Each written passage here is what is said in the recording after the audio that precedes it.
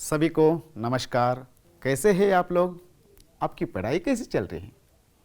आशा करता हूं कि आप लोगों की पढ़ाई बहुत अच्छी तरह से चल रही है। मैं संजय कुमार गणपति राठौड़, सरकारी हाई स्कूल बाचनहट्टी, मागड़ी तहसील, रामनगर जिला में हिंदी शिक्षक के तौर पर कार्यरत हूं। बच्चों, आज हम हिंदी वल्लरी 9वीं कक्षा तृतीय भाषा हिंदी में आप सभी लोगों को स्वागत करता हूं। तो आज मैं आप लोगों को एक अच्छे विषय के साथ यहां पर उपस्थित हूं। तो देखिए, सबसे पहले हम इस कार्यशाला को गतिविधियों के साथ हम शुरू करेंगे।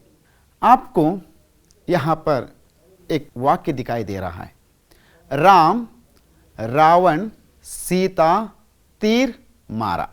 और उसके बाद और एक वाक्य देखिए, बच्चे तालाब नहा रहे हैं। बच्चों, इस वाक्य को देखने पर आप लोगों को कुछ या क्या ये वाक्य सही है देखने के लिए, पढ़ने के लिए? जब आप पढ़ते राम रावण सीता तीर मारा, ये कैसे लग रहा है आपको? वाक्य सही लग रहा है आपको या कुछ तो कुछ गलत आपको महसूस हो रहा है ना? उसी तरह ये हम नीचे के वाक्य में देखिए, बच्चे तालाब नहा रहे हैं। तो यहाँ कुछ ना कुछ यहाँ गलत हमें महसूस हो रहा है ना ಮಕ್ಕಳೇ? ಈ ವಾಕ್ಯವನ್ನು ತಾವು ಗಮನಿಸಿದಾಗ ರಾಮ ರಾವಣ ಸೀತಾ ತೀರ್ ಮಾರ, ರಾಮ ರಾವಣ ಸೀತೆ ಬಾಣ ಹೊಡೆದ, ಮಕ್ಕಳು ಕೆರೆ ಸ್ನಾನ ಮಾಡ್ತಾ ಇದ್ದಾರೆ. ಈ ವಾಕ್ಯದ ದೃಷ್ಟಿಯಲ್ಲಿ ನಿಮಗೆ ಸರಿಗೆ ಅನಿಸ್ತಾ ಇದೆಯಾ? ಹೌದಾನೆ? ಎಲ್ಲೋ ವ್ಯಾಕರಣಾಂಶದಲ್ಲಿ ಏನೋ ಒಂದು ದೋಷ ನಿಮಗೆ ಕಾಣ್ತಾ ಇದೆ, ಹೌದಲ್ಲ ಮಕ್ಕಳೇ? ಹಾಗೆ ನೋಡಿ, ಈಗ ಹೇಗೆ ಅನಿಸ್ತಾ ಇದೆ? ರಾಮ್ ನೆ ರಾವಣ ಕೋ ಸೀತಾ ಕೆ ಲಿಯೆ ತೀರ್ ಸೆ ಮಾರಾ. ಈ ನೋಡಿ, ಈ ವಾಕ್ಯನ ಓದುವಾಗ ಗಮನಿಸ್ತಾ ಇರ್ತೀವಿ. ಈಗ ಮೊದಲು ಫಸ್ಟ್ ಹೇಳಿದಂಥ ವಾಕ್ಯಗೂ ಈ ವಾಕ್ಯಗೂ ಸ್ವಲ್ಪ ವ್ಯತ್ಯಾಸವನ್ನು ಕಾಣ್ತಾ ಇದ್ದೀವಿ. ಇಲ್ಲಿ ರಾಮನು ರಾವಣನನ್ನು ಸೀತೆಗೋಸ್ಕರ ಬಾಣದಿಂದ ಹೊಡೆದ, ಮಾರ ಅಂದರೆ ಸಾಯಿಸಿದ ಅನ್ನುವಂಥ ಉಚ್ಚಾರವನ್ನು ನಾವು ನೋಡ್ತೀವಿ, ಹೌದಲ್ವಾ? ಹಾಗಾದರೆ ಈ ನೇ ಕೋ ಕೇಲಿಯೇ ಇಸ್ಸೆ ಇದೇನಪ್ಪ ಅನ್ನೋದೇ ಪ್ರಶ್ನೆ, ಹೌದಲ್ಲ? ಯಾವುದೇ ಒಂದು ವಾಕ್ಯ ಸಂಪೂರ್ಣವಾಗಿ ಸ್ಪಷ್ಟವಾಗಿ ಹೇಳಬೇಕಾದ್ರೆ ಅಲ್ಲಿ ಪರಸರ್ಗಗಳು ನಮಗೆ ಅವಶ್ಯಕವಾಗಿರ್ತದೆ. ಅದೇ ರೀತಿ ಈ ವಾಕ್ಯವನ್ನು ನಾವು ನೋಡ್ಕೊಳ್ಳೋಣ. ನೋಡಿ, ರಾಮ್ನೇ ಅಂದರೆ ಅಲ್ಲಿ ಕರ್ತ. ರಾಮ್ನೇ ಅಂದರೆ ಯಾರು? ಕರ್ತ. ರಾವಣ ಕೋ ಕರ್ಮ, ಸೀತಾ ಕೆ ಲಿಯೆ ಸಂಪ್ರದಾನ, ತೀರ್ ಸೆ करण, मारा ಅಂದರೆ क्रिये आಗಿದೆ. इस तरह से हमें लिखने पर हमें पता चलता है कि हम स्पष्ट रूप से हमें यहाँ वाक्य सही लगे. उसके बाद देखिए, बच्चे तालाब में नहा रहे हैं. ಮಕ್ಕಳು ಕೆರೆಯಲ್ಲಿ ಸ್ನಾನ ಮಾಡ್ತಾ ಇದ್ದಾರೆ. ಹಾಗಾದ್ರೆ ಇಲ್ಲಿ ನೋಡಿ, ಈ ವಾಕ್ಯದಲ್ಲಿ ಇದು ಅಧಿಕರಣ ಅಂತ ನಾವು ಇದನ್ನು ಹೇಳ್ತೀವಿ, ಹೌದಾನೆ? ಒಂದು ವಾಕ್ಯದಲ್ಲಿ ಅಲ್ಲಿ ಈ ರೀತಿ ನೇ ಕೋ ಕೇಲಿಯೇ ಸೇ ಮತ್ತು ಮೇ ಈ ರೀತಿ ಪರಸರ್ಗಗಳು ಬಂದಾಗ ಆ ವಾಕ್ಯ ನಮಗೆ ಸ್ಪಷ್ಟವಾಗಿ ಕಾಣ್ತದೆ. तो देखिए आपके सामने हिंदी व्याकरण कारक के बारे में. ಇವತ್ತು ನಾವು ಹಿಂದಿ ವ್ಯಾಕರಣಾಂಶದಲ್ಲಿ ಕಾರಕದ ಬಗ್ಗೆ ನಾವು ಇವತ್ತು ಅರ್ಥ ಮಾಡಿಕೊಳ್ಳೋಣ, ಹೌದಾ? ಹಾಗಾದರೆ ನಿಮ್ಮ ನೋಟ್ ಪುಸ್ತಕ ಮತ್ತು ಪೆನ್ನನ್ನು ತೆಗೆದುಕೊಳ್ಳಿ. ನಾನು ಹೇಳ್ತಾ ಇರುವಂಥ ಉದಾಹರಣೆಯನ್ನು ಬರಿತಾ ಹೋಗಿ ಮತ್ತು ಕಾರಕದ ಸ್ಪಷ್ಟತೆಯನ್ನು ನೀವು ಅರ್ಥ ಮಾಡ್ಕೊಳ್ಳಿ. ಕಾರಕವನ್ನು ಹೇಗೆ ನಾವು ಅರ್ಥ ಮಾಡ್ಕೋಬೇಕು, ಹೇಗೆ ಐಡೆಂಟಿಫೈ ಮಾಡಬೇಕು ಅನ್ನೋದನ್ನು ಈ ಅಧ್ಯಾಯದಲ್ಲಿ ತಾವು ತಿಳಿದುಕೊಳ್ಳಿ ಮಕ್ಕಳ. ಹಾಗಾದರೆ ಕಾರಕ ಅಂದರೆ ಏನು, ಕಾರಕದಲ್ಲಿ ಎಷ್ಟು ಪ್ರಕಾರಗಳಿವೆ ಅನ್ನೋದ್ರ ಬಗ್ಗೆ ಒಂದೊಂದಾಗಿ ಉದಾಹರಣೆ ಮೂಲಕವಾಗಿ ಉದಾಹರಣೆಗಳನ್ನು ಹೇಳ್ತಾ ನಾವು ಇದನ್ನು ಅರ್ಥ ಮಾಡ್ಕೊಳ್ಳೋಣ. अच्छा, तो आइए तो देखिए, कारक संज्ञा या सर्वनाम के जिस रूप से उसका संबंध वाक्य में अन्य शब्दों के साथ जाना जाता है उसे कारक कहते हैं. ಅರ್ಥಾತ್ ಮಕ್ಕಳೇ, ಸಂಜ್ಞಾ ಅಂದರೆ ನಾಮಪದ, ಸರ್ವನಾಮ ಪದಗಳು ನಿಮಗೆಲ್ಲ ಗೊತ್ತು, ಹೌದಾ? ನೋಡಿ, ಯಾವುದೇ ನಾಮಪದ ಆಗಿರಬಹುದು, ಸರ್ವನಾಮ ಆಗಿರಬಹುದು, ಅದನ್ನು ಒಂದು ಆ ವಾಕ್ಯವನ್ನು ನಾವು ಗಮನಿಸುವಾಗ ಅದರ ಸಂಬಂಧವನ್ನು ವಾಕ್ಯ ಮೇ ಅನ್ಯ ಶಬ್ದೋं के साथ ಬೇರೆ ಶಬ್ದಗಳ ಜೊತೆಗೆ ಬರುವಂಥ ಪದಗಳಿಗೆ ನಾವೇನಂತ ಕರಿತೀವಿ? ಕಾರಕ ಅಂತೇಳಿ ಕರಿತೀವಿ. ಈಗ ಉದಾಹರಣೆ ನೋಡೋಣವಾ? ಉದಾಹರಣೆಗಾಗಿ ಗಮನಿಸ್ರಿ. ರಚಿತ್ ನೇ ರಕ್ಷಕ್ ಕೋ ಏಕ್ ಕಿತಾಬ್ ದಿ. ನೋಡಿ ಇಲ್ಲಿ ರಚಿತ್ ಯಾರು? ನಾಮಪದ. ರಕ್ಷಕ್ ಯಾರು? ನಾಮಪದ. ಕಿತಾಬ್ ದಿ ಅನ್ನೋದೇನಪ್ಪ? ದಿ ಅನ್ನೋದೇನೋ ಕ್ರಿಯಾ, ಹೌದಾ? ರಚಿತನು ರಕ್ಷಕನಿಗೆ ಒಂದು ಪುಸ್ತಕವನ್ನು ಕೊಟ್ಟ ಅಂತ ಈ ಉದಾಹರಣೆಯನ್ನು ಗಮನಿಸ್ತಾ ಇದ್ದೀವಿ, ಹೌದಾ? ಹಾಗಾದ್ರೆ ಎರಡನೇ ಉದಾಹರಣೆ ನೋಡಿ. ರಜತ್ ನೇ ಲುಬ್ನಾ ಕೆ ಲಿಯೇ ಏಕ್ ಚಿತ್ರ ಖೀಂಚಾ. ಈ ಎರಡನೇ ವಾಕ್ಯವನ್ನು ನಾವು ಗಮನಿಸ್ತಾ ಇದ್ದೀವಿ ನೋಡಿ ಮಕ್ಕಳೇ. ಇಲ್ಲಿ ರಜತನು ಲುಬ್ನಾಗೋಸ್ಕರ, ರಜತ್ ಯಾರಿಗೋಸ್ಕರ ಚಿತ್ರವನ್ನು ಬಿಡಿಸ್ತಾ ಇದ್ದಾನೆ? ಲುಬ್ನಾಗೋಸ್ಕರ. ಅಲ್ಲಿ ಆ ವಾಕ್ಯವನ್ನು ಕ್ರಿಯೆ ಆಗೋದಕ್ಕೆ ಅಲ್ಲಿ ಕೇಲಿಯೇ ಎನ್ನುವಂಥ ಒಂದು ಪರಸರ್ಗ ಇದೆ. ಆ ಪರಸರ್ಗದಿಂದ ಆ ವಾಕ್ಯದ ಸ್ಪಷ್ಟತೆಯನ್ನು ನಾವಲ್ಲಿ ಗಮನಿಸ್ತೇವೆ, है ना बच्चों? तो देखिए रजत ने लुबना के लिए एक चित्र खींचा, एक उदाहरण तौर पर. उसी प्रकार संज्ञा या सर्वनाम के जिस रूप से उसका संबंध वाक्य की क्रिया से जाना जाए उसे कारक कहते हैं. ಗಮನವಿಡಿ ಮಕ್ಕಳ, ಯಾವುದೇ ನಾಮಪದ ಆಗಿರಬಹುದು ಅಥವಾ ಸರ್ವನಾಮ ಆಗಿರಬಹುದು, ಅದರ ಸಂಬಂಧವನ್ನು ವಾಕ್ಯದ ದೃಷ್ಟಿಯಲ್ಲಿ ಒಂದು ಕ್ರಿಯಾಸೆ ಜೋಡಾ ಜಾಯ್, ಅಂದರೆ ಒಂದು ಕ್ರಿಯೆ ಆಗುವಾಗ ಅಲ್ಲಿ ಉಪಯೋಗಿಸುವಂತಹ ಪರಸರ್ಗವನ್ನೇ ನಾವೇನಂತ ಕರಿತೇವೆ? कारक अंथेली करीतेवी. कारक को प्रकट करने के लिए जिन चिन्हों का प्रयोग किया जाता है उसे कारक की विभक्तियां या परसर कहते हैं. ನೋಡಿ ಮಕ್ಕಳ, ಯಾವುದೇ ಒಂದು ಕಾರಕವನ್ನು ಪ್ರಕಟಿಸುವಾಗ, ಕಾರಕವನ್ನು ವ್ಯಕ್ತಪಡಿಸುವಾಗ ನಾವು ಯಾವ ಚಿಹ್ನೆಗಳನ್ನು ಯೂಸ್ ಮಾಡ್ತೇವಲ್ಲ, ಆ ಚಿಹ್ನೆಗಳನ್ನು ಚಿಹ್ನೋಂಕ ಪ್ರಯೋಗ ಕಿಯಾ ಜಾತಾ ಹೈ, ಚಿಹ್ನೆಗಳ ಉಪಯೋಗವನ್ನು ಮಾಡ್ತೀವಿ, ಅದಕ್ಕೇನಂತ ಕರೀತಾರೆ? ಉಸೆ ಕಾರಕಿ ವಿಭಕ್ತಿ ಯಾ ಪರಸರ್ ಕತೆ. ಆ ಚಿಹ್ನೆಗಳನ್ನು ನಾವು ಏನಂತ ಕರಿತೀವಿ? ಕಾರಕದ ವಿಭಕ್ತಿ ಪ್ರತ್ಯಯ ಅಥವಾ ಪರಸರ್ಗ ಅಂತ ಕರಿತೀವಿ. ಪರ್ ಕಾ ಅರ್ಥ ಹೈ ನೋಡಿ, ಪರ್ ಇದರ ಅರ್ಥ ಏನಪ್ಪ ಅಂದ್ರೆ ಬಾದ್. ಬಾದ್ ಅಂದರೆ ನಂತರ. ಉದಾಹರಣೆಗೆ कारक चिन्ह संज्ञा सर्वनाम के बाद लगते हैं. कारक ಚಿಹ್ನೆಗಳೇನಪ್ಪ ಅಂತ ಹೇಳಿದ್ರಪ್ಪ ಅಂದರೆ ನಾಮಪದ ಮತ್ತು ಸರ್ವನಾಮದ ನಂತರದಲ್ಲಿ ಅದನ್ನು ಆ ಪರಸರ್ಗಗಳು ಅಲ್ಲಿ ಬರ್ತದೆ. ಉದಾಹರಣೆಗಾಗಿ ನೋಡಿ ಮಕ್ಕಳೇ, ಇಲ್ಲಿ ರಜತ್ ನೇ ಸೇಬ್ ಖಾಯ. ನೋಡಿ ಇಲ್ಲಿ ರಜತ್ ಅನ್ನೋದು ನಾಮಪದ, ಅಲ್ಲಿ ಚಿಹ್ನೆ ನೇ ಅನ್ನುವಂಥ ಚಿಹ್ನೆ ಇದೆ. ನೇ ಅನ್ನುವಂಥ ಚಿಹ್ನೆ, ರಜತನು ಸೇಬನ್ನು ತಿಂದ ಅಂತ ನಾವು ಹೇಳ್ತೀವಿ. ನೋಡಿ यहाँ पर सिर्फ रजत ही क्रिया कर रहा है, कर्ता. रजत जो कार्य करता है उसे क्या करते? कर्ता. ಈಗ ರಜತನೇ ಹಣ್ಣನ್ನು ತಿಂತಾ ಇದ್ದಾನೆ, ಅದಕ್ಕೆ ಅವನು ಯಾರು? ಕರ್ತ. ಅವನೇ ಕಾರ್ಯವನ್ನು ಮಾಡ್ತಾ ಇದ್ದಾನೆ. ಅಲ್ಲಿ ನೇ ಬಂದಿದೆಯಲ್ಲ, ಅದೇನಂತ ಕರಿತೀವಿ ನಾವು? ಅದನ್ನು ಪರಸರ್ಗ ಅಂತೇಳಿ ನಾವು ಕರಿತೀವಿ, ಅಥವಾ ವಿಭಕ್ತಿ ಪ್ರತ್ಯಯ ಅಂತೇಳಿ ನಾವು ಅದನ್ನು ಕರಿತೀವಿ. ಎರಡನೇ ಉದಾಹರಣೆ, पेड़ से पत्ते गिर रहे हैं. पेड़ भी क्या है? पेड़ भी नाम पद है ना? तो देखिए पेड़ से पत्ते गिर रहे हैं. पेड़ से क्या गिर रहे हैं? पत्ते. वहां पर से है ना, से विभक्ति प्रत्यय है ना, हम उसे क्या करें? अपादान कारक कहते हैं उसे.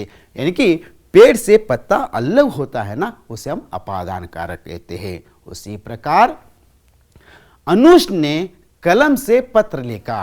ये किसके लिए उदाहरण है? करण कारक के लिए उदाहरण हम कह सकते हैं. अनुषनु ಪೆನ್ನಿನಿಂದ ಪತ್ರವನ್ನು ಬರೀತಾ ಇದ್ದಾನೆ, ಹೌದಲ್ಲ? ಹಾಗಾದ್ರೆ ನೆಕ್ಸ್ಟ್ ಉದಾಹರಣೆ ನೋಡಿ. ಪಿತಾಜಿ ಬಚ್ಚೋಂ ಕೆ ಲಿಯೇ ಫಲ್ ಲಾಯೆ. ತಂದೆಯವರು ಮಗುವಿಗಾಗಿ ಹಣ್ಣನ್ನು ತಂದರು. ಇದು ಸಂಪ್ರದಾನಕಾರಕ್ಕೆ ಉದಾಹರಣೆ ಅಂತ ನಾವು ಹೇಳ್ಬೋದು ಮಕ್ಕಳೇ. तो उसी प्रकार तोता डाल पर बैठा है, ये अधिकरण कारक है.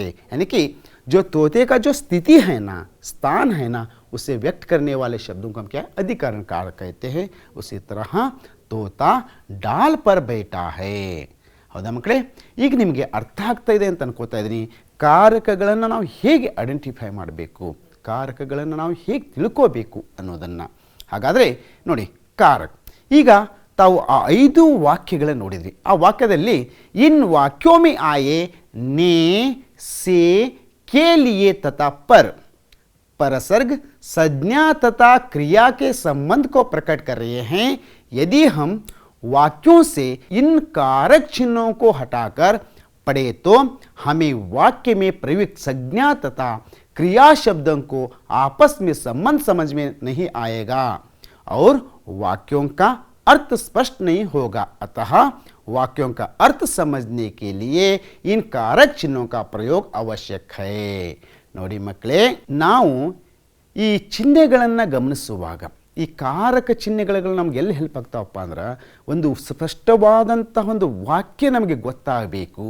ಆ ವಾಕ್ಯದಲ್ಲಿ ಯಾವ ರೀತಿ ಚಿಹ್ನೆಗಳನ್ನು ಸೇರಿಸಿದರೆ ನಮಗೊಂದು ಸ್ಪಷ್ಟ ವಾಕ್ಯದಲ್ಲಿ ನಮಗೆ ಸ್ಪಷ್ಟತೆ ಗೊತ್ತಾಗ್ತದೆ. ಸಂಜ್ಞಾ ತಥಾ ಕ್ರಿಯಾ ಶಬ್ದಕ್ಕೂ ನಾಮಪದ ಆಗಿರ್ಬೋದು, ಯಾವುದೇ ಒಂದು ಕ್ರಿಯೆ ಆಗ್ತಾ ಇರುವಂಥ ಶಬ್ದಗಳೇ ಜೊತೆಗೆ ಅದರ ಸಂಬಂಧವನ್ನು ಅರ್ಥ ಮಾಡ್ಕೊಳ್ಳೋದಕ್ಕೆ ನಮಗೆ ಈ ಕಾರಕ ಚಿಹ್ನೆಗಳನ್ನು ನಾವೇನು ಮಾಡಬೇಕು ಆಗುತ್ತದೆ, ಅದರ ಪ್ರಯೋಗ ಮಾಡೋದು ಬಹಳ ಅತ್ಯವಶ್ಯಕವಾಗಿದೆ ಮಕ್ಕಳೇ. ಹಾಗಾದರೆ ನೋಡಿ, ಕಾರಕ್ಕೆ ಭೇದ್ ಪ್ರಕಾರ. ಭೇದ್ ಅಂದ್ರೇನು? ಪ್ರಕಾರಗಳು. ಕಾರಕದ ಎಷ್ಟು ಪ್ರಕಾರಗಳಿದ್ದಾವೆ ಗಮನಿಸ್ರಿಲೇ? ಕಾರಕ್ಕೆ 8 ಭೇದ ಹೇ.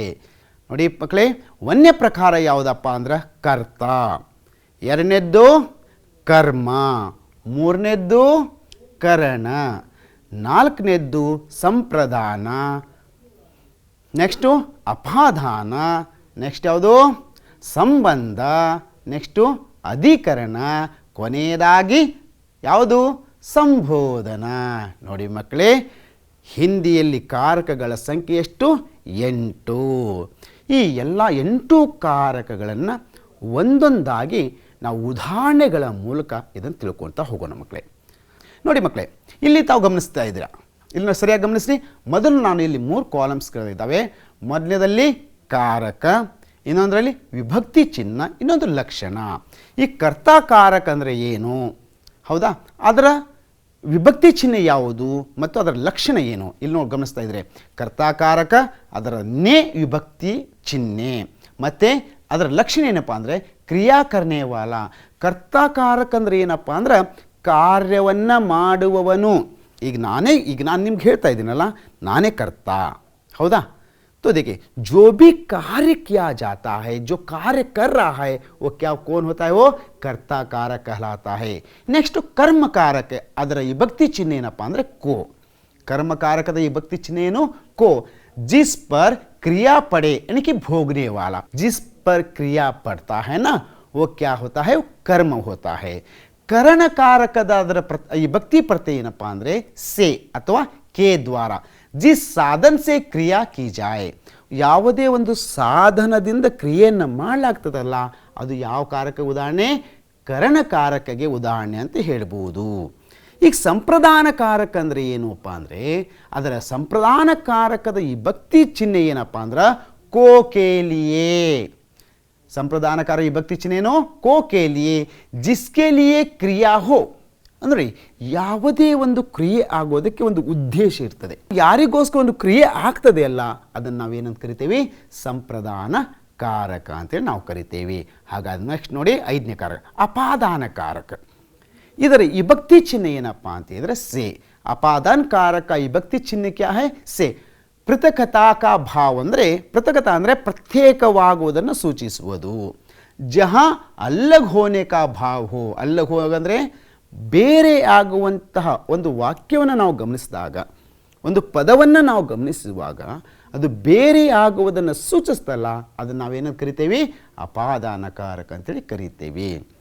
ಅದೇ ರೀತಿ ಸಂಬಂಧಕಾರಕ, ಇದರ ವಿಭಕ್ತಿ ಚಿಹ್ನೆ ಏನಪ್ಪ ಅಂದ್ರೆ ಕಾ ಕೆ ಕಿ. ಇದೇನಪ್ಪ ಅಂದ್ರೆ ಜಿಸಸೆ ಸಂಜ್ಞಾ ಕ ಅನ್ಯ ಪದೋಸೆ ಸಂಬಂಧ ಜ್ಞಾತ ಹೋ. ಅಂದರೆ ಸಂಬಂಧಕಾರಕ ಅಂತ ಹೇಳುವ ಹಾಗೆ ನಾಮಪದದಿಂದ ಮತ್ತೊಂದು ಇದಕ್ಕೆ ನಾಮಪದ ಆಗಿರ್ಬೋದು ಅಥವಾ ಸರ್ವನಾಮ ಆಗಿರ್ಬೋದು, ಅದಕ್ಕೆ ಸಂಬಂಧವನ್ನು ಸ್ಥಾಪಿಸುವಂತಹ ಪದಗಳಿಗೆ ಸ್ಥಾಪಿಸಲು ಉಪಯೋಗಿಸುವಂಥ ಈ ವಿಭಕ್ತಿ ಚಿಹ್ನೆಗಳಿಗೆ ನಾವೇನಂತ ಕರಿತೀವಿ? ಸಂಬಂಧಕಾರಕ. ಅವ್ರ ಅಧಿಕರಣ ಕಾರಕ ಏನಪ್ಪ ಅಂದರೆ ಮೇ ಪರ್ ಅನ್ನುವಂಥ ಇದು ವಿಭಕ್ತಿ ಚಿಹ್ನೆ. ಕ್ರಿಯಾ ಹೋನೆ ಕ ಆಧಾರ್ ಯಾ ಸ್ಥಾನ. ಯಾವುದೇ ಒಂದು ಕ್ರಿಯೆ ಆಗೋದಕ್ಕೆ ಆಧಾರವಾಗಿರ್ಬೋದು ಅಥವಾ ಸ್ಥಾನವಾಗಿರ್ಬೋದು, ಅದನ್ನು ನಾವೇನಂತ ಕರಿತೀವಿ? ಅಧಿಕರಣ कारक हम कहते हैं.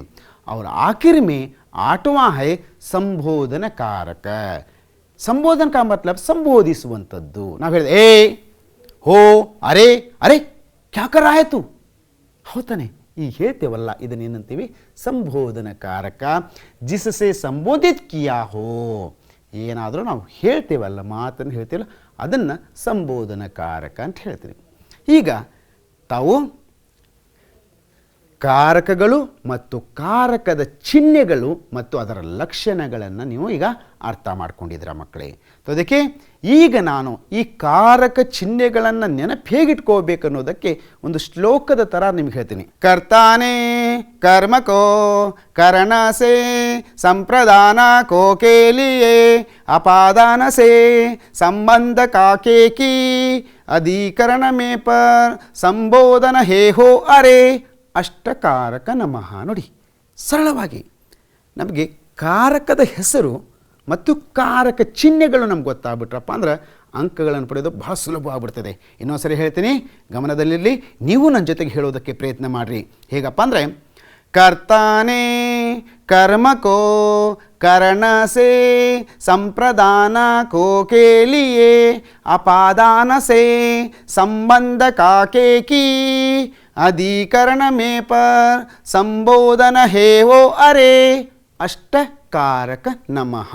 ನೋಡಿ ಅಷ್ಟ ಅಂದರೆ 8 ಕಾರಕಗಳು। ಹಾಗಾದರೆ ಮಕ್ಕಳೇ ಈಗ ನೀವು 8 ಕಾರಕಗಳು ಮತ್ತು ಅದರ ಚಿಹ್ನೆಗಳು ಮತ್ತು ಲಕ್ಷಣಗಳ ಬಗ್ಗೆ ತಿಳ್ಕೊಂಡಿದ್ದೀರಾ। आप तो देखेंगे हम एक एक कारक के बारे में समझते जाएंगे। ಈಗ ನಾವು ಮೊದಲನೇ ಕಾರಕ ಯಾವುದು? ಕರ್ತಾಕಾರಕ। ಕರ್ತಾಕಾರಕ ಅಂದರೆ ಏನು ಅನ್ನೋದ್ರ ಬಗ್ಗೆ ನಾವು ವಿಸ್ತಾರವಾಗಿ ಈಗ ಅರ್ಥ ಮಾಡ್ಕೊಳ್ಳೋಣ। ಕರ್ತಾ का अर्थ है काम करने वाला। ನೆನಪಿಟ್ಕೊಳ್ಳಿ, ಕರ್ತ ಇದರ ಅರ್ಥ ಏನಪ್ಪ ಅಂದರೆ ಕೆಲಸವನ್ನು ಮಾಡುವವನು ಅಥವಾ ಕಾರ್ಯವನ್ನು ಮಾಡುವನು ಅಂತ ಅರ್ಥ, ಹೌದಾ? ಹಾಗಾದ್ರೆ ನೋಡಿ, संज्ञा या सर्वनाम के जिस रूप से क्रिया करने वाले का बोध हो उसे कर्ताकारक कहते हैं। जैसे रक्षक ने पाठ पढ़ा, ಅಲ್ಲಿ ಒಬ್ಬನೇ ಇದ್ದಾನೆ, ರಕ್ಷಕ ಏನು ಮಾಡ್ತಾ ಇದ್ದಾನೆ? ಪಾಠವನ್ನು ಓದ್ತಾ ಇದ್ದಾನೆ, ಅದರ ವಿಭಕ್ತಿ ಚಿಹ್ನೆ ಯಾವುದು? ನೇ। ಅದೇ ರೀತಿ ಪಿತಾಜಿನೇ ಖಾನಾ ಖಾಯಾ, ತಂದೆಯವರು ಊಟ ಮಾಡಿದರು। ಹಾಗಾದರೆ ನೋಡಿ ಮಕ್ಕಳೇ, ಎರಡನೇದು ಯಾವುದು? ಕರ್ಮಕಾರಕ। ಕರ್ಮ ಅಂದರೆ ಅನುಭವಿಸು, ಭೋಗನೇವಾಲ ಅಂತ ನೋಡಿ। संज्ञा या सर्वनाम द्वारा दी गई क्रिया का फल या प्रभाव जिस पर पड़ता है उसे कर्मकारक कहते हैं। उदाहरणेगे यहाँ पर कोई व्यक्ति पढ़ते हैं ना, वो जो प्रभाव देने वाला वाक्य है और उस बालक पर प्रभाव पड़ने वाला है, इसलिए हम इस उदाहरण को हम कर्मकारक कह सकते हैं। तो उसी तरह अध्यापक ने छात्रों को पढ़ाया, ಶಿಕ್ಷಕರು ವಿದ್ಯಾರ್ಥಿಗಳನ್ನು ಬೋಧಿಸಿದರು। ಪಾಠ ಪಢಾಯ, ಛಾತ್ರೋಂಕೋ ಪಢಾಯ, ಓದಿಸಿದರು ಅಂತ ಹೇಳ್ತಾರಲ್ಲ, ಅಲ್ಲಿ ಅಧ್ಯಾಪಕರು ಯಾರು? ಕರ್ತ, ವಿದ್ಯಾರ್ಥಿಗಳು ಯಾರು? ಕರ್ಮ। ವಿದ್ಯಾರ್ಥಿಗಳು ಯಾರು? ಕರ್ಮ ಅಂದರೆ ಅಲ್ಲಿ ಅವರ ಅಧ್ಯಾಪಕರಿಂದ ವಿದ್ಯಾರ್ಥಿಗಳ ಮೇಲೆ ಅಲ್ಲಿ ಪ್ರಭಾವ ಬೀರಿದೆ। ಅದಕ್ಕಾಗಿ ಇದು ಯಾವ ಕಾರಕೆಗೆ ಉದಾಹರಣೆ ಅಂತ ಹೇಳಿದ್ರೆ ಇದು ಕರ್ಮಕಾರಕೆಗೆ ಉದಾಹರಣೆ। ಮೂರನೇ ಕಾರಕ ಕರಣಕಾರಕ। ಈ ಕರಣಕಾರಕದ ಪ್ರತಿ ಚಿಹ್ನೆ ಏನಪ್ಪ ಅಂದರೆ ಸೆ। जिसकी सहायता से कोई कार्य हो वह संज्ञा या सर्वनाम शब्द ಕರಣಕಾರಕ कहलाता है। जैसे ನೋಡಿಯಪ್ಪ, ಶಿಕ್ಷಕರು ಪೆನ್ನಿಂದ ಬರೆದರು, ಈ ಪೆನ್ನನ್ನು ನಾನು ಹೆಲ್ಪ್ ನೋಡಿ, ಅಲ್ಲಿ ಪೆನ್ ಸೇ ಅದನ್ನು ಅಥವಾ ಕಲಂ ಸೇ, ಕಲಂ ಅಂದ್ರೆ ಏನು? ಪೆನ್ನು। ಸೇ ಅಂತ ಬರ್ತದೆ ಅಲ್ಲಿ ವಿಭಕ್ತಿ ಬರ್ತದೆ, ನಾವು ಪೆನ್ನಿನ ಸಹಾಯದಿಂದ ಬರಿತಾ ಇದ್ದೇನಪ್ಪ ಅಂತ ಹೇಳಿದ್ರೆ ಅದು ಯಾವ ಕಾರಕಕ್ಕೆ ಉದಾಹರಣೆ? ಕರಣಕಾರಕ್ಕೆ ಉದಾಹರಣೆ। जैसे देखिए यहाँ पर कंस कृष्ण के द्वारा मारा गया, ಕಂಸನು ಕೃಷ್ಣನಿಂದ ಕೊಲ್ಲಲ್ಪಟ್ಟ। ನೋಡಿ ಇಲ್ಲಿ ಕರಣಕಾರಕಗೆ ಸೇ ಮತ್ತು ಕೆ ದ್ವಾರ ಅನ್ನುವಂಥ ವಿಭಕ್ತಿ ಚಿಹ್ನೆಗಳು ಬರ್ತವೆ, ನೆನಪಿರಲಿ ಮಕ್ಕಳ। तो उसके बाद देखिए यहाँ पर रूपाश्री ने कलम से पत्र लिखा। यहाँ पर देखिए रूपाश्री ने किसकी मदद से पत्र लिखा है? कलम से। मैंने पहले ही आपको बता दिया था, ರಾಮ್ ನೇ ರಾವಣ್ ಕೋ ತೀರ್ ಸೇ ಮಾರಾ। ತೀರ್ ಅಂದರೆ ಬಾಣದ ಸಹಾಯದಿಂದ ಅವನು ಹೊಡೆದ ಅಂತ ಹೇಳ್ತೀವಿ ನೋಡಿ, ಅದು ಕರಣಕಾರಕಗೆ ಉದಾಹರಣೆ। ಹಾಗಾದ್ರೆ ನೋಡಿ, ನಾಲ್ಕನೇ ಕಾರಕ ಸಂಪ್ರದಾನ ಕಾರಕ. ಸಂಪ್ರದಾನ ಕಾರಕದ ವಿಭಕ್ತಿ ಚಿಹ್ನೆಗಳು ಯಾವುದಪ್ಪ ಅಂದರೆ ಕೋ, ಕೇಲಿಯೇ. ಈಗ ನಿಮಗೆ ಅನುಭವ ಆಗ್ತದೆ, ಅಯ್ಯೋ ಇದಕ್ಕಿಂತ ಮುಂಚೆ ಒಂದು ಕೋ ಹೇಳಿದರು, ಈಗೂ ಕೂಡ ವಿಭಕ್ತಿ ಪ್ರತ್ಯಯ ಕೋ ಮತ್ತು ಕೇಲಿ ಅಂತ ಹೇಳ್ತಾ ಇದ್ರಾ? ಹೌದು ಮಕ್ಕಳೇ, ಅದರ ಡಿಫ್ರೆನ್ಸ್ ನಾನು ಅಲ್ಲಿ ಕರ್ಮಕಾರಕ ಕೋ ಚಿಹ್ನೆ ಮತ್ತು ಸಂಪ್ರದಾನ ಕಾರಕದ ಕೋ ಚಿಹ್ನೆ ಬಗ್ಗೆ ಆಮ್ಯಾಗ ನಿಮಗೆ ತಿಳಿಸಿ ಹೇಳ್ತೀನಿ. ಈಗ ನೀವು ಸಂಪ್ರದಾನ ಕಾರಕದ ಮಾತ್ರ ನೀವು ತಿಳಿದುಕೊಳ್ಳಿ. ಸಂಪ್ರದಾನ ಕಾರಕದ ವಿಭಕ್ತಿ ಚಿಹ್ನೆ ಏನು? ಕೋ, ಕೇಲಿ. ಹಾಗಾದ್ರೆ ನೋಡಿ, ಸಂಪ್ರದಾನ ಕಾ ಶಾಬ್ದಿಕ ಅರ್ಥ ದೇನ. ಈ ಸಂಪ್ರದಾನ ಕಾರಕದ ಈ ಶಾಬ್ದಿಕವಾದ ಅರ್ಥ ಏನಪ್ಪ ಅಂದರೆ ದೇನ ಅಂದರೆ ಕೊಡುವುದು.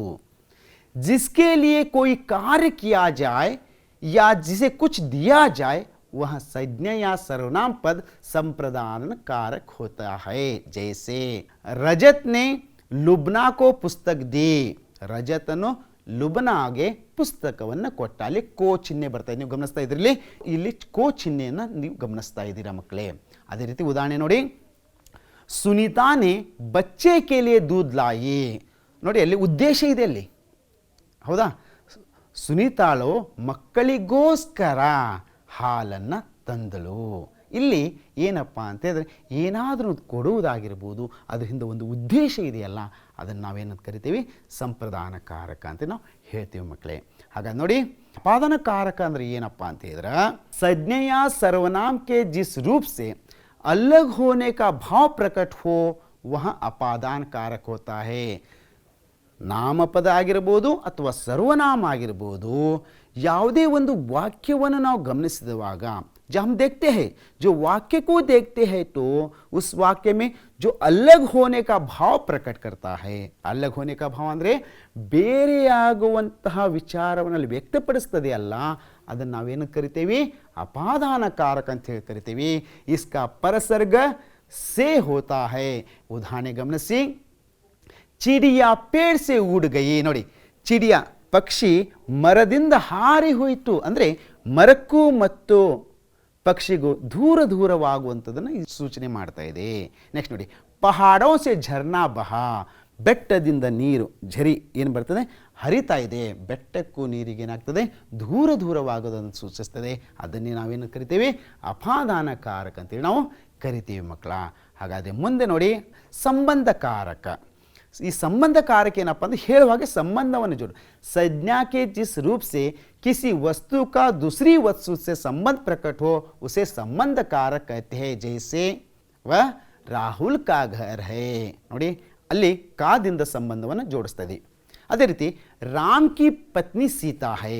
ರಾಮನ ಹೆಂಡತಿ ಸೀತೆ. ಅಲ್ಲಿ ಕಿ. ದಶರಥ್ ಕೆ 4 ಪುತ್ರ ಥೇ. ದಶರಥನ 4 ಜನ ಮಕ್ಕಳಿದ್ರು. ಇಲ್ಲಿ ದಶರಥನಿಗೂ ಮತ್ತು ಮಕ್ಕಳಿಗೆ ಸಂಬಂಧವನ್ನು ಕಲ್ಪಿಸ್ಬೋದು, ರಾಮನಿಗೂ ಮತ್ತು ಹೆಂಡತಿಗೆ ಸಂಬಂಧ ಕಲ್ಪಿಸ್ಬೋದು, ರಾಹುಲ ಮತ್ತು ಮನೆ, ಇದು ರಾಹುಲನ ಮನೆ ಅಂತ ಸಂಬಂಧ ಕಲ್ಪಿಸ್ತೇವಲ್ಲ, ಇದನ್ನು ಸಂಬಂಧ ಕಾರಕ ಅಂತೇಳಿ ನಾವು ಕರಿತೀವಿ ಮಕ್ಕಳೇ. उसके बाद देखेंगे अगला है अधिकरण कारक. अधिकरण कारक ಅಂದ್ರೆ ಏನಪ್ಪ ಅಂತ ಹೇಳಿದ್ರೆ संज्ञा या सर्वनाम के जिस रूप से क्रिया के आधार या उसके होने का स्थान का या समय का बोध होता है उसे अधिकरण कारक कहते हैं. जैसे डाल पर तोता बैठा है. ಅಲ್ಲಿ अधिकरण कारक ಪ್ರತ್ಯಯ ಚಿಹ್ನೆ ಯಾವುದು? पर. ಇನ್ನೊಂದು ನೋಡಿಪ್ಪ, ಬಚ್ಚೆ ಕಕ್ಷಾ ಮೇ ಬೇಟೆ ಹೇ. ಮಕ್ಕಳ ಸ್ಥಿತಿ ಎಲ್ಲಿ ಕುಂತಿದ್ದಾರೆ ಮಕ್ಕಳು? ಕಕ್ಷಾ ಮೇ ಬೇಟೆ ಹೇ. ಅಲ್ಲಿ ಪರ್ ಮತ್ತು ಮೇ ಅನ್ನೋದು ಇದು ಈ ಭಕ್ತಿ ಪ್ರತ್ಯಯಪ್ಪ. ಹಾಗಾದರೆ ಕೊನೆಯ ಕಾರಕ ಯಾವುದು? ಸಂಬೋಧನ ಕಾರಕ. ಸಂಬೋಧನ ಕಾರಕ ಅಂದರೆ शब्द के जिस रूप में किसी को बुलाने या पुकारने का भाव प्रकट हो उसे संबोधन कारक कहते हैं. संबोधन का अर्थ है पुकारना. जैसे ಉದಾಹರಣೆಗಾಗಿ, ಅರೇ ರಜತ್ ಇದರ आओ, ಅರೇ ರಜತ್ ಈ ಕಡೆ ಬಾ. ಹೌದಾ? ನೆಕ್ಸ್ಟು ಅರೆ ಅನ್ನೋದು ಅದರ ವಿಭಕ್ತಿ ಚಿಹ್ನೆ. ಹೇ ಈಶ್ವರ್ ಸಬ್ಕಿ ರಕ್ಷಾ ಕರೋ. ಇದು ಹೇ ಅನ್ನೋದು ಅದರ ವಿಭಕ್ತಿ ಚಿಹ್ನೆ ಮಕ್ಕಳೇ. ಹೌದಾ? ಇಲ್ಲಿಗೆ 8 ಕಾರಕಗಳ ಉದಾಹರಣೆ ಸಮೇತ ನೀವು ಅರ್ಥ ಮಾಡ್ಕೊಳ್ಳಿ. ಈಗ ಕರ್ಮಕಾರಕ और ಸಂಪಾದನಾ ಕಾರಕ ಮೇ ಅಂತರ್. ನಾನು ಹೇಳಿದೆ ವಿಭಕ್ತಿ ಕರ್ಮಕಾರಕದ್ದು ಕೋ ವಿಭಕ್ತಿ ಬರ್ತಾ ಇದೆ, ಸಂಪ್ರದಾನ ಕಾರಕಿಗೂ ಕೂಡ ಕೋ ವಿಭಕ್ತಿ ಬರ್ತದೆ. ಇದರ ಅಂತರವನ್ನು ಹೇಗೆ ಕಂಡು ಹಿಡಿಯೋದಪ್ಪ ಅಂತ ಹೇಳಿದ್ರೆ दोनों कारकों में को परसर्ग का प्रयोग किया है, लेकिन दोनों में अंतर है. जैसे मैंने लुब्ना को पुस्तक दी, ಇದು ಪುಸ್ತಕವನ್ನು ಕೊಡುತ್ತೇವಲ್ಲ, ಅದು ಸಂಪ್ರದಾನಕಾರಕ. ಆದರೆ ಇನ್ನೊಂದು ಕೋ ನೋಡಿ, ಮೈ ರಜತ್ ಕೋ ಸಮझाऊंगा, ಇದು ಕರ್ಮಕಾರಕ. ಅಂದರೆ ಪಹಲೆ ವಾಕ್ಯ में देने का भाव है, ಮೊದಲನೇ ವಾಕ್ಯದಲ್ಲಿ ಕೊಡುವಂತ ಭಾವ ಇದೆ. ಇದು ಎರಡನೇ ವಾಕ್ಯದಲ್ಲಿ ನೋಡಿ, ಸಮझाने का क्रिया का फल रजत पर पड़ा है. समझाने का ಅಂದರೆ ತಿಳುವಳಿಕೆ ಹೇಳುವಂತ ಕ್ರಿಯೆಯ ಫಲ ಯಾರ ಮೇಲೆ ಬಿದ್ದಿದೆ? ರಜತ್ ಮೇಲೆ ಬಿದ್ದಿದೆ. ಅದರಿಂದ ಅದು ಕರ್ಮಕಾರಕ. ಈ ರೀತಿ ಕರ್ಮಕಾರಕಗೂ ಮತ್ತು ಸಂಪ್ರದಾನಕಾರಕಕ್ಕೆ ನಾವು ಡಿಫ್ರೆನ್ಸನ್ನು ನೋಡ್ಕೋಬಹುದು ಮಕ್ಕಳೇ.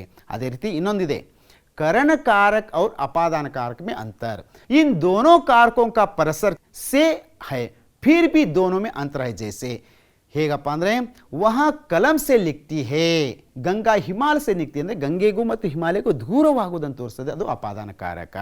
ಮೊದಲನೇ ಪದದಲ್ಲಿ ವಸ್ತುವಿನ ಉಪಯೋಗ लिखने की क्रिया का साधन है, तो दूसरे पृथक होने का ಅಂದರೆ ಬೇರೆಯಾಗುವುದನ್ನು ಸೂಚಿಸುತ್ತದೆ. तो देखिए, उच्ची शब्द छांट कर रिक्त स्थान पर लिखिए. यहाँ पर ने, पर, में, के लिए, से, की, इस तरह से यहाँ पर पद दिया गया है. आप क्या करना चाहिए? उसे छांट कर सही पद वहाँ पर लिखना चाहिए. पेड़ डैश पंछी बेटी है, बताओ.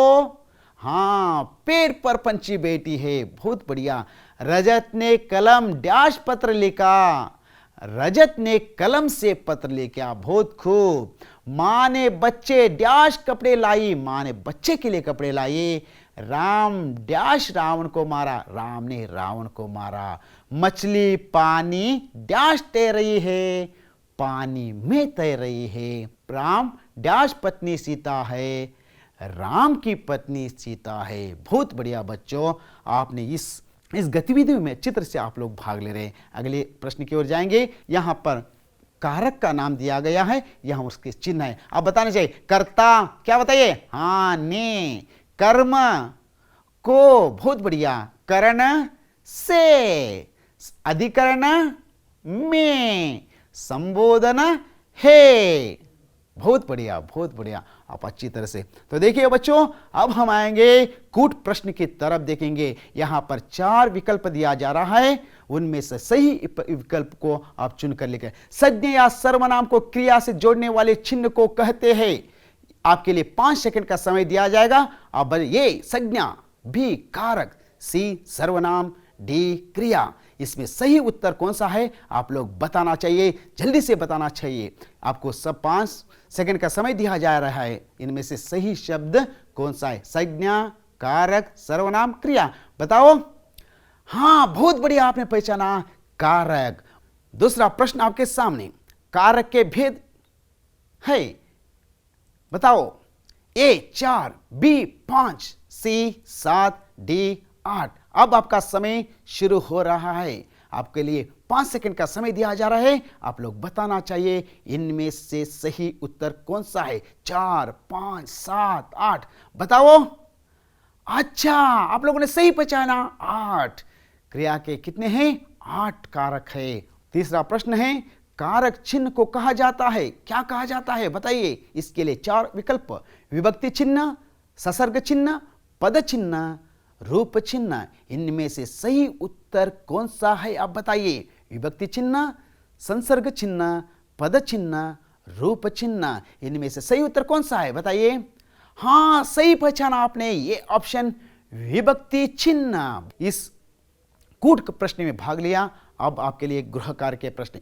कारक किसे कहते हैं? कारक के कितने प्रकार है? कारक को विभक्ತಿ ಪ್ರತ್ಯಯ के साथ ಉದಾಹರಣೆ ಸಹಿತ लिखिए. ಈ 3 ಪ್ರಶ್ನೆಗಳಿಗೆ ಸರಿಯಾದಂಥ ಉತ್ತರವನ್ನು ಬರೆದು ನಿಮ್ಮ ಹಿಂದಿ ಅಧ್ಯಾಪಕರನ್ನ ತೋರಿಸಬೇಕಂತೇಳಿ ತಮ್ಮಲ್ಲಿ ಕೇಳ್ಕೊತಾ ಇದ್ದೀನಿ ಮಕ್ಕಳ. ಹಾಗಾದ್ರೆ ನೋಡಿ ಮಕ್ಕಳೇ, ಇಷ್ಟು ಹೊತ್ತು ನೀವು ವಿಭಕ್ತಿ ಪ್ರತ್ಯಯ ಅಂದರೆ ಏನು, ಕಾರಕ ಅಂದರೆ ಏನು, ಕಾರಕದ ಸಂಪೂರ್ಣ ಮಾಹಿತಿಯನ್ನು ನೀವು ಇಷ್ಟೊತ್ತು ಉದಾಹರಣೆ ಸಹಿತವಾಗಿ ಮತ್ತು ರಸಪ್ರಶ್ನೆಗಳ ಮೂಲಕ ತಾವು ಇದನ್ನು ಅರ್ಥ ಮಾಡ್ಕೊಂಡಿದ್ದೀರಾ. ಎಲ್ಲರಿಗೂ ಶುಭವಾಗಲಿ. ನಮಸ್ತೆ.